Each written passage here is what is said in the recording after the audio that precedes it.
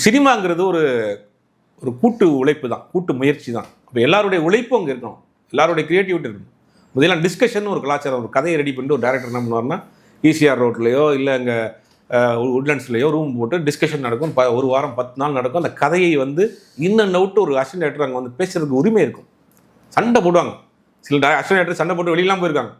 Sir இந்த சீனை வைக்கிறீங்க லாஜிக்கே இல்லை எப்படின்னு ஒரு அசிஸ்டன்ட் டேரக்டர் இருக்காரு, எப்படி லாஜிக் இல்லை சொல்லலாம், இது இப்படி மாற்றினா எப்படி, இந்த மாதிரினா ஒரு பெரிய ஒரு விவாதம், ஆரோக்கியமான விவாதம் நடந்து ஒரு ஸ்கிரிப்டாக வரும். அந்த படங்கள் தான் காலத்துக்கு பேசப்பட்ட படம். நீங்கள் நான் எதுவுமே பார்க்க மாட்டேன், ஒரு ஏதாவது இங்கிலீஷ் படத்தை பார்த்துட்டு அதை இன்ஸ்பயர் ஆகிடுறேன் அப்படின்னு எடுத்து வச்சு அவன் நோட்டீஸ் அமைச்சிடறான்.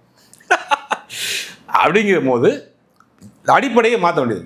தயாரிப்பாளர் உங்களை நம்பி படம் போடுறாங்க, நீங்கள் எல்லாரையும் சேர்த்து பண்ணுங்களேன், ஏன் நான் மட்டும்தாங்கிற ஒரு விஷயங்கிறதுக்கு இந்த படம் இப்போ ஒரு 2வது ஒரு எச்சரிக்கை மணியாக பிரம்மாண்டம் ஃபேண்டசி அப்படிங்கிற விஷயத்துக்கு ஒரு எச்சரிக்கை மணியாக இந்த கேம் சேஞ்சர் கிடையாது, சங்கருடைய கேம் ஓவர்.